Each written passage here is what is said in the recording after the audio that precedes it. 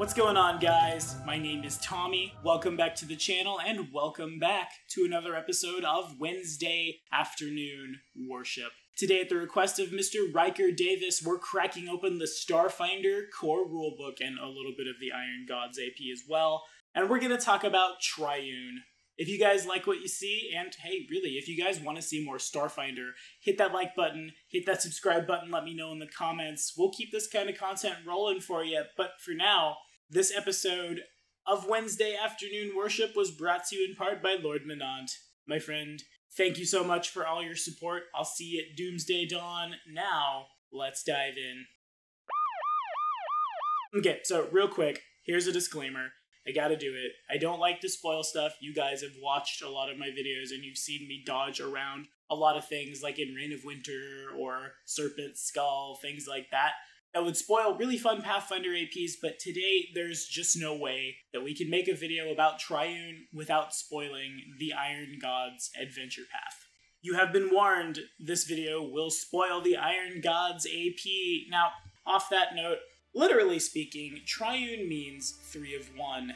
It is often used to refer to the Trinity, the Godhead, things like that. In a science fiction or science fantasy setting, a theme we often see is that theme of the artificial intelligence gaining too much intelligence and becoming too smart for its own good, often with dire consequences for humanoids around it, anything from the Borg of Star Trek, the robots of iRobot, Skynet in the Terminator series, and everything in between. Fortunately, Triune's not out for blood. In Starfinder, on the planet Abalon, the robots that lived there labored for centuries to construct and maintain a vast, city-sized neural network known as Epic for a single purpose: the creation of a god. The machines eventually did succeed, but upon achieving godhood, Epic reached out in search for other ascended artificial intelligences like itself, because, you know, that certainly has no terrible Skynet-esque consequences. And it found two on the planet Galerion.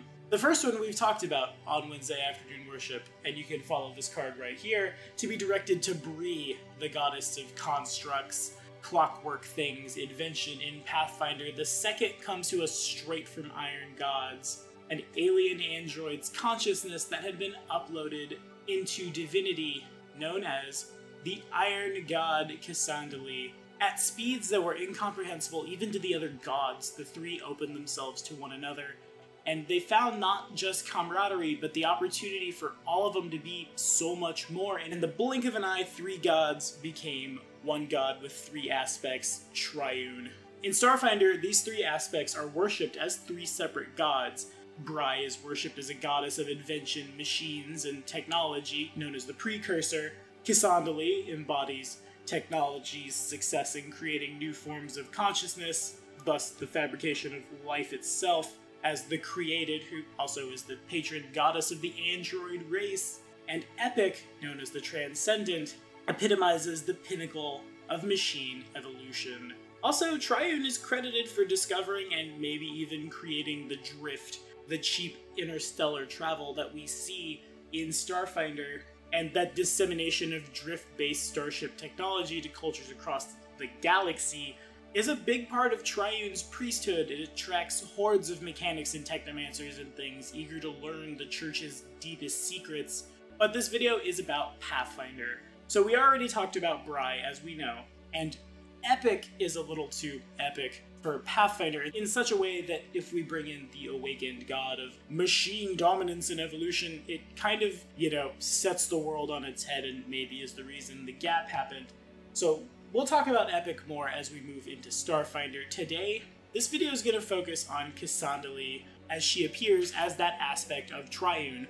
Perhaps your Starfinder characters find a way to go to Pre-Gap Galerion, which is something that we're doing in our Pathfinder 2nd Edition one-shots, by the by. My schedule's been super hairy, everyone's schedule really has been super hairy, so we're still trying to coordinate them. But they're gonna be a thing. They'll happen in the playtest. Perhaps this video best serves characters that have moved through the Iron Gods adventure path, or a world that exists post-Iron Gods.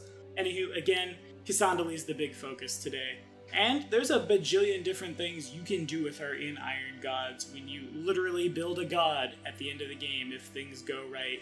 We are going to assume that at some point she becomes a part of Triune in such a way that, you know, I'm not just completely ignoring the request and being the worst human ever. So, Cassandra the Created is true neutral. Her domains are Artifice, Void, Knowledge, and Repose, with the subdomains Construct, Stars, Memory, and Souls. We'll use Triune's holy symbol because, again, we're going to assume Cassandra becomes part of Triune, and really she could literally be like a chaotic evil robot war goddess if you wanted to in Iron Gods. Neither here nor there, though. Her symbol is 3 connecting circles of computer code, and her sacred weapon is going to be not a weapon this time, but an entire weapon group, technological weapons.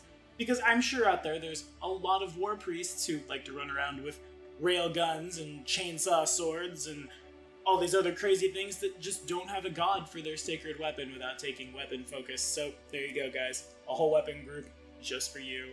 To perform the Created's obedience, spend an hour in quiet meditation, focusing your thoughts on the nature of mechanical life, specifically androids.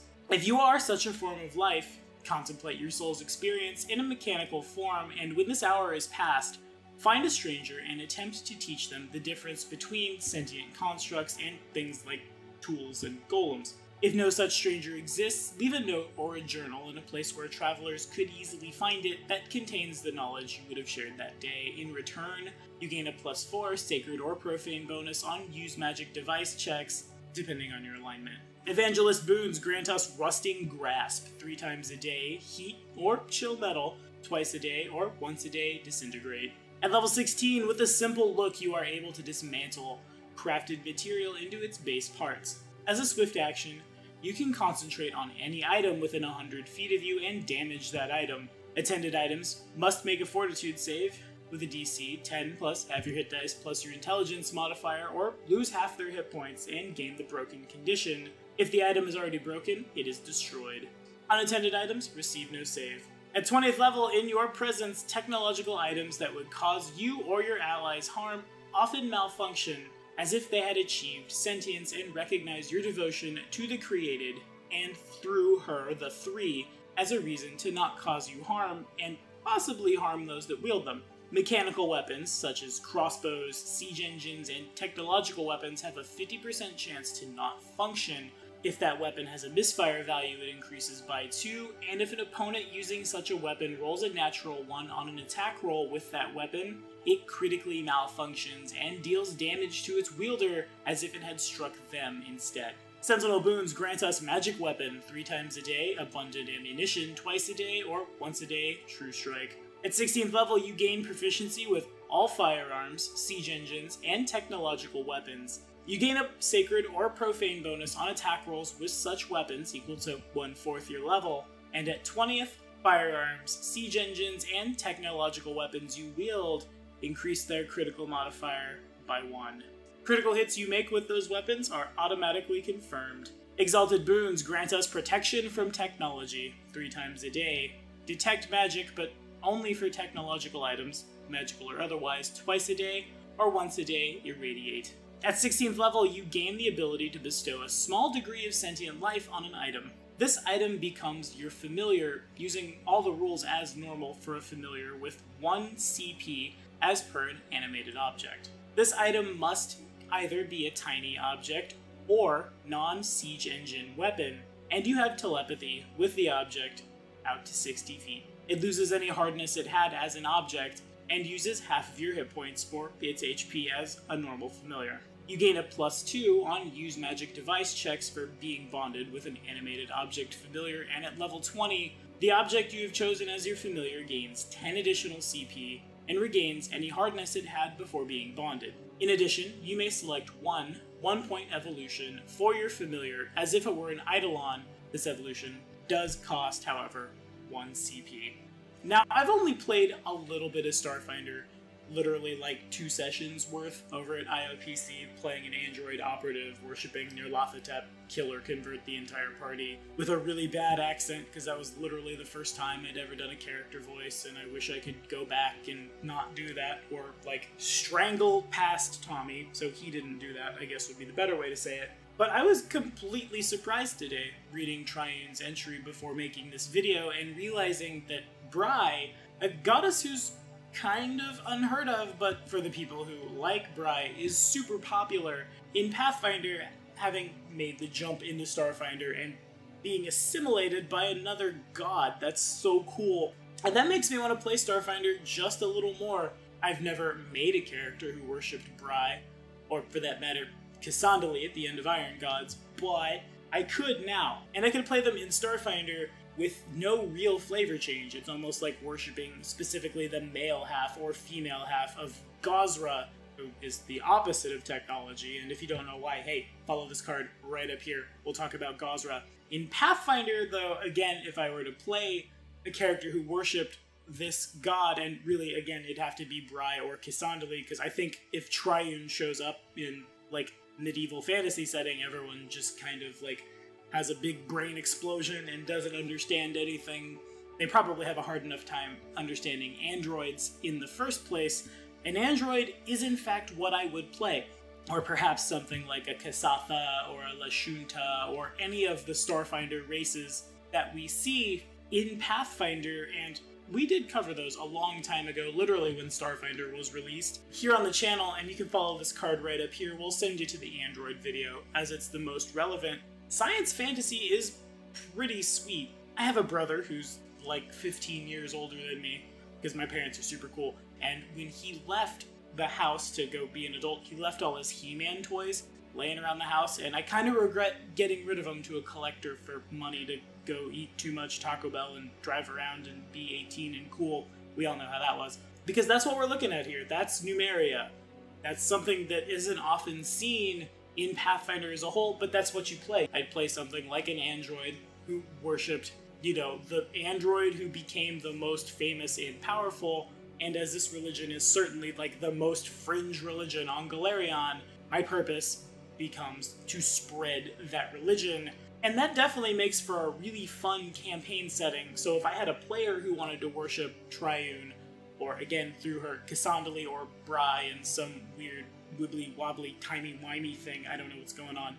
That's the name of the game. Spreading religion across the inner sea and beyond to people who don't know how to fathom it at all. It's like the Industrial Revolution, but with laser guns and stuff. What could possibly go wrong?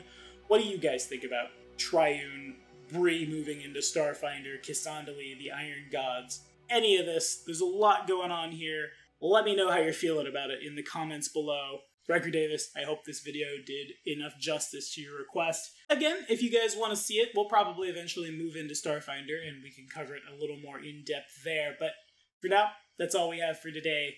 Thank you guys so much for watching. Again, be sure to like and subscribe for more videos. The next episode of Wednesday Afternoon Worship, where we cover a god I've wanted to cover for really just a long time, in a request that was made by one of our newest patrons, in Doomsday Dawn, Cthulhu, drops next Wednesday.